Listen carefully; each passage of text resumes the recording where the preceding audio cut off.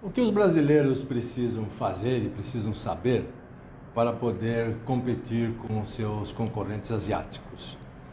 A produtividade do Brasil é comparável com a dos nossos concorrentes? A educação de hoje, ela está apoiando e promovendo a produtividade do trabalho? O peso do trabalho no Brasil e o custo da produção, isso tende a aumentar, diminuir? Como ficará?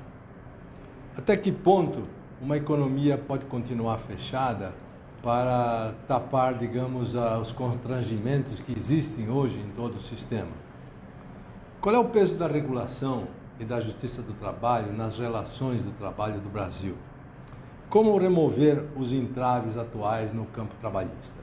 Essas são as questões.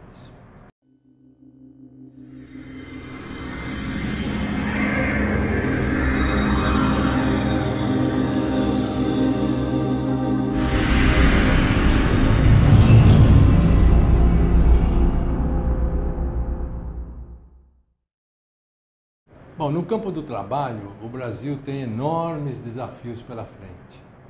Tem desafios no campo da produção, da produtividade, da regulação do trabalho, da resolução de conflitos, da educação, da qualificação profissional, da saúde e segurança. São inúmeros desafios que cercam a nossa economia de hoje e a economia do futuro.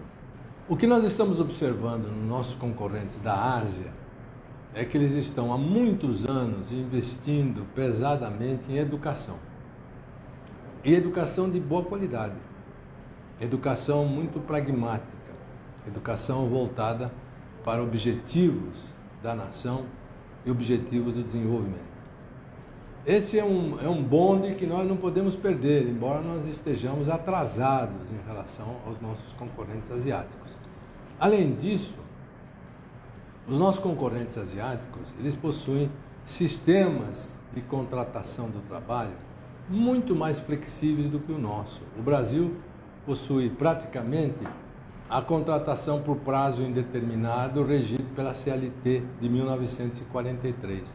As novas formas de contratação, elas não têm nem cobertura legal no Brasil. Por exemplo, o trabalho por projeto, que tem começo, meio e fim, quando termina um projeto, começa um outro projeto, o trabalho eventual, o trabalho casual, o trabalho intermitente, o trabalho à distância. Nós não temos esse tipo de regulação. E também, pela falta de regulação, essas formas de contratação, elas não emergem e elas não prosperam na velocidade com que prosperam na Ásia. Então, a Ásia, já há muito tempo, é uma economia em rede, onde as pessoas trabalham dentro dessa rede das mais variadas maneiras. Alguns por prazo indeterminado, outros por prazo determinado, alguns por contrato, outros eventuais, muita coisa subcontratada, muita coisa terceirizada. A terceirização é feita até na nuvem hoje, e os asiáticos exploram bastante esse armazenamento de dados, em satélites para utilização de várias pessoas que fazem parte do processo produtivo. A nossa caminhada, portanto, é longa, mas precisamos dar um passo. E esse passo tem que ser agora.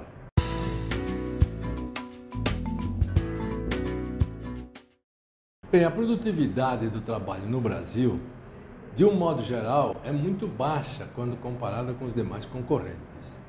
Para nós termos uma ideia numérica desse fenômeno, nós sabemos, que as pesquisas demonstram isso com clareza, que um trabalhador brasileiro, na média, é claro que estamos falando de média, que na média, ele produz 20% do que produz um trabalhador americano no mesmo espaço de tempo, no mesmo período, com a mesma tecnologia.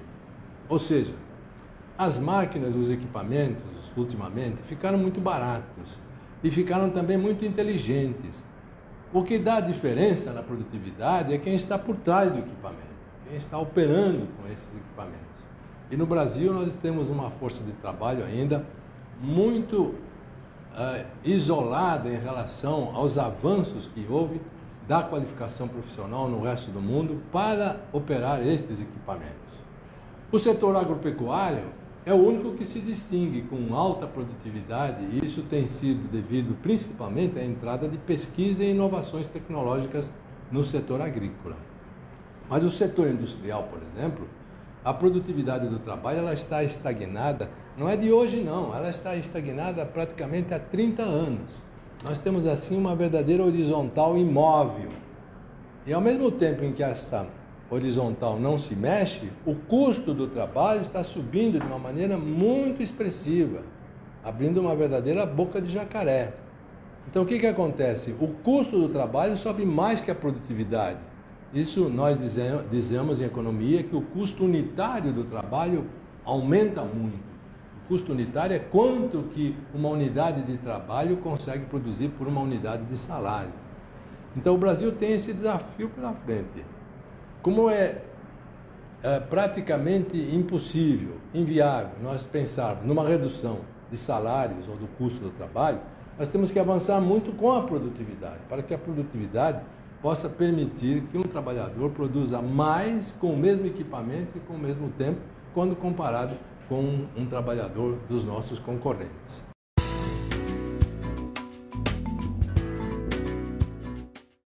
A produtividade do trabalho é afetada por vários fatores. Os equipamentos, a tecnologia, evidentemente, afeta a produtividade do trabalho. A administração de uma empresa também afeta a produtividade do trabalho. Mas um dos componentes fundamentais está ligado à qualificação do trabalhador. A educação e a formação profissional são estratégicas, são cruciais para alavancar a produtividade do trabalho em qualquer país. E no Brasil nós temos problemas sérios nesse campo aqui. Nós temos problemas até com a educação fundamental, não é apenas com a alta tecnologia.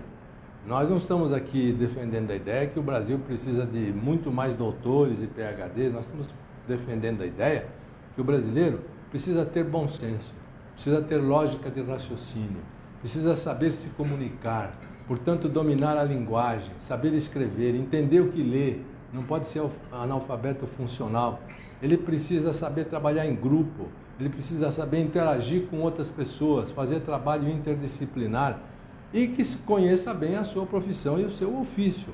Então, todas essas qualidades, ele não aprende necessariamente na escola profissional, na universidade, ele vai aprender na escola fundamental, no ensino fundamental. E é aqui que nós temos uma grande lacuna em termos de qualidade.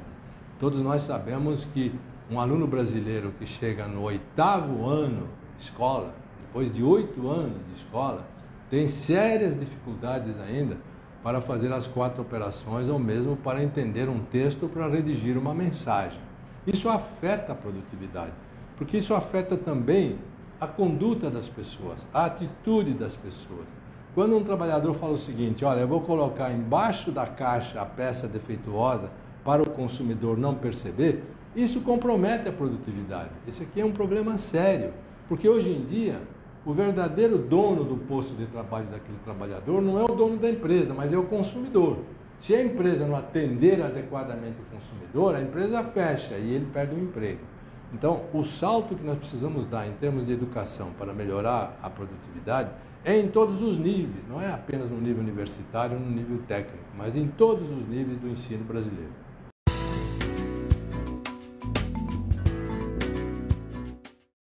Cada vez mais nós estamos buscando formas de remunerar melhor e reduzir o custo do trabalho.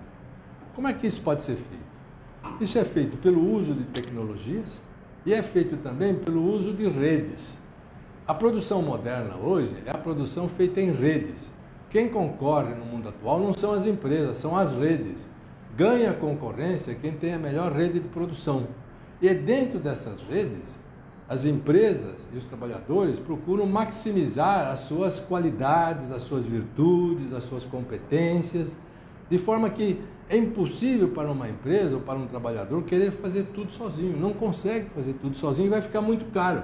Mas quando ele faz uma divisão do trabalho, quando ele procura redes onde há pessoas mais especializadas em diferentes especialidades, nós podemos ter um produto com custo de trabalho cadente e, ao mesmo tempo, uma remuneração do trabalhador crescente. Por quê? Sendo alta a produtividade, o lucro também é alto. E, havendo lucro, haverá investimento. E, havendo investimento, haverá mais empregos.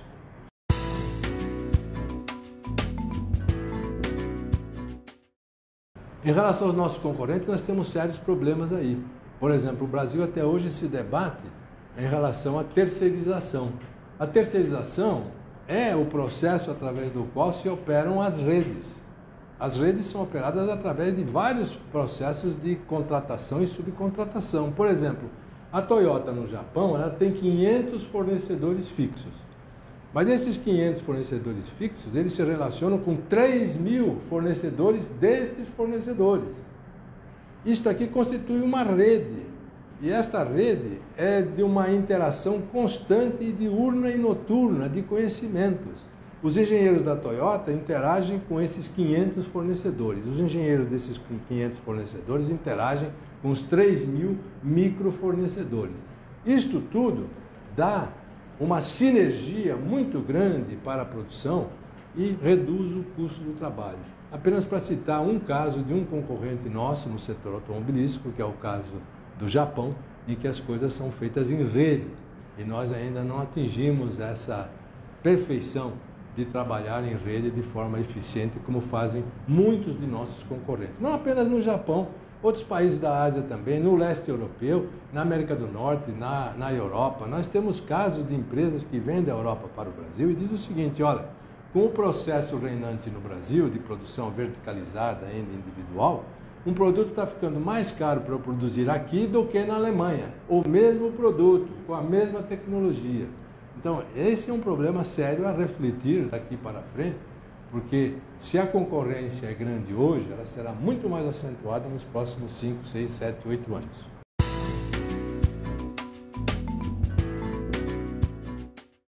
Uma das principais fontes de sinergia hoje e de inovação no mundo moderno é a inter-relação entre as várias economias do mundo.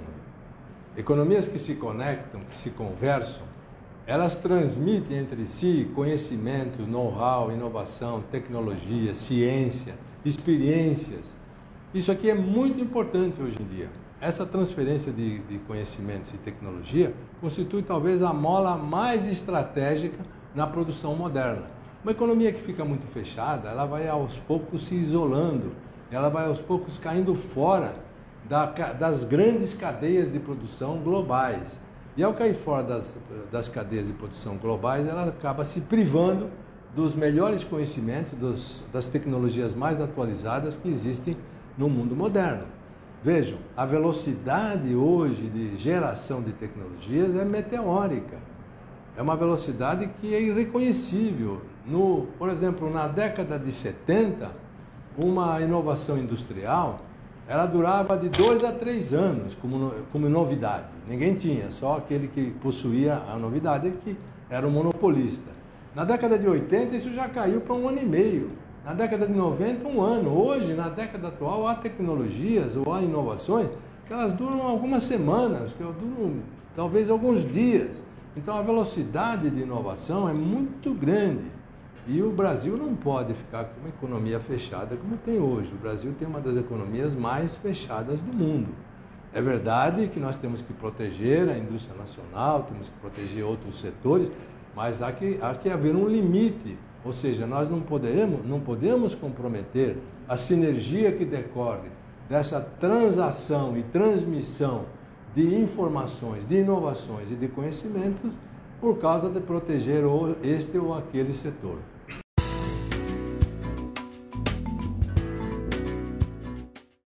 O problema da regulação trabalhista deve ser, no meu entender, o mais sério problema que existe no Brasil no momento. Nós temos uma regulação que é quase toda ela baseada na legislação. Esse é um modelo que alguns países do mundo ainda praticam, principalmente da América Latina, mas são muito poucos. Os países mais avançados praticam um outro modelo. É um modelo que é baseado na negociação e na contratação. Por quê? Porque como o ambiente de trabalho se modifica muito depressa por forças das tecnologias e dos sistemas de produção, hoje em dia as relações do trabalho também são dinâmicas, elas precisam se modificar, precisam se ajustar para atender às necessidades do trabalhador e atender às necessidades das empresas. Quando você tem um mecanismo que ele escreve um contrato de trabalho através da negociação, Toda vez que se percebe a necessidade de modificar uma contratação, é simples. As partes sentam-se à mesa, negociam novamente, escrevem um novo contrato e dão saída a um novo processo. Quando você tem toda essa regulação baseada na legislação, toda e qualquer mudança, toda e qualquer inovação depende de mobilizar a pesadíssima máquina do Poder Legislativo. E isso é demorado. Isso também, em geral, implica em muitos conflitos de interesse nacionais. E não é aquilo que se faz normalmente nas negociações trabalhistas no nível empresarial. Porque há determinadas empresas, há determinados setores, há determinadas regiões que têm um interesse do tipo A e há outras que têm interesse do tipo B. Leva tudo isso no Congresso, isso tem que ser harmonizado. O processo democrático exige esse tipo de negociação. A negociação será feita dentro do Congresso Nacional. E é demorado, e é difícil. Nós estamos com a CLT desde 1943, está fazendo 70 anos em 2013, e, no entanto, muito poucas inovações foram introduzidas para acomodar as novas formas de contratação. E mais do que isso, nós temos um sistema no qual mesmo aquilo que é negociado entre as partes, livremente, com o apoio e a presença dos sindicatos, cumprindo aquilo que está na Constituição, mesmo isso está sujeito à intervenção da Justiça do Trabalho. É muito comum, por exemplo, que empregados procuram as empresas e digam o seguinte: vejam, em lugar de gastar 1 hora para almoçar, nós gostaríamos de gastar meia hora para almoçar e sair meia hora mais cedo. Porque isso convém para nós, temos que estudar, vamos pegar o filho na escola, é melhor para o trânsito, etc. E a empresa diz: olha, do nosso lado da empresa, isso também é muito bom. Vamos firmar esse acordo, traz o sindicato aqui, leva o sindicato lá, firma um acordo, tudo muito bem negociado, está todo mundo ciente do que vai ser feito e satisfeito. No entanto, a Justiça do Trabalho sistematicamente tem anulado esses acordos. Ou seja, esse tipo de intervenção naquilo que é negociado inexiste. Uma vez eu contei para um colega meu da Alemanha que aqui no Brasil a Justiça do Trabalho anulou um acordo feito livremente entre as partes. Ele ficou escandalizado, falou: aqui na Alemanha isso é impossível. Se isso acontecer, esse juiz aí será execrado, porque isso está fora das normas. Não é possível pensar na justiça intervir numa contratação. E assim como eu dei esse exemplo, existem inúmeros outros exemplos que transformam a Justiça do Trabalho num terceiro parceiro. Não é à toa que nós temos na Justiça do Trabalho, hoje em dia, 3 milhões de ações trabalhistas. O Brasil é campeão de ações trabalhistas.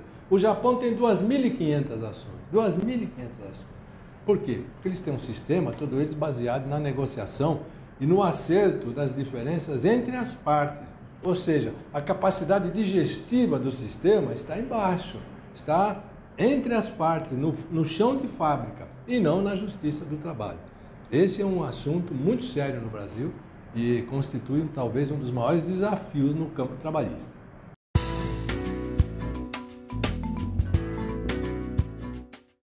A questão da regulação, em particular, nós temos um problema muito grande pela frente, porque esse sistema, baseado todo na legislação, ele tem uma tradição cultural muito profunda.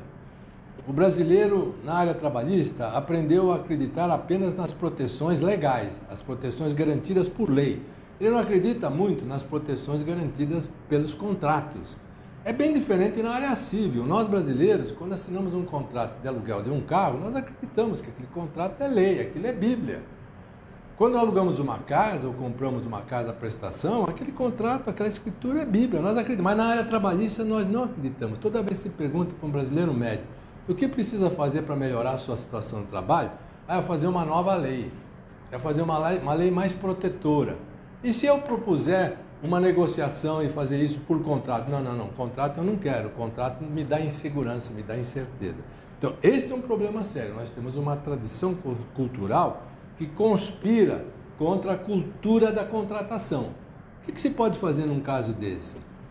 Penso eu que a única maneira de nós atacarmos esse problema é por partes, ou seja, reformar a área trabalhista de maneira fatiada, começar com aquilo que é mais simples e depois ir negociando cada vez mais no nível das centrais sindicais, de todos os sindicatos laborais, dos sindicatos empresariais, das associações empresariais, depois dentro do próprio Congresso, negociar tudo isso por partes e ir avançando para ver se daqui 7, 8 ou 10 anos nós chegamos a um modelo muito mais contratual do que legalista, como é o caso do Brasil. Não quer dizer que o contrato não seja legal, ele é legal também, ele é tão legal quanto a lei, só que ele tem origem na negociação que pode ser repetida e atualizada pelas partes de maneira permanente, enquanto que a legislação não permite essa atualização tão rápida e tão eficiente.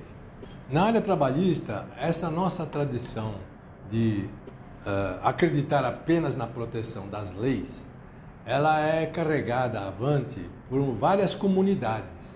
Em primeiro lugar, nós temos a comunidade dos magistrados. Os juízes são treinados nas faculdades de Direito.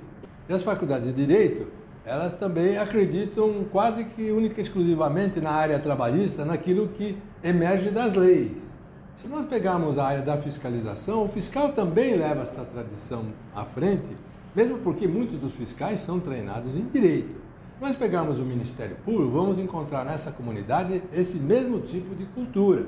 E se nós pegarmos os nossos parlamentares pensam da seguinte maneira: olha, se o meu eleitor fica intranquilo com uma mudança que vai proteger mais por contrato do que por legislação, eu não vou fazer essa mudança não. Se ele está intranquilo com isso, eu não vou querer fazer essa mudança. Ele também não se interessa, então, por saber o que está acontecendo no resto do mundo. Então, as comunidades que fazem parte, digamos, dos poderes que são os operadores do direito no Brasil, estão distantes por razões culturais e por razões de interesses políticos, ficam distantes daquilo que acontece no resto do mundo. Isso está constituindo para o Brasil, no meu entender, um grande prejuízo, porque quando se fala em economia aberta, não é apenas para transmitir e para transacionar conhecimentos tecnológicos, é para transacionar também conhecimento no campo social. E o trabalhista é um conhecimento do campo social.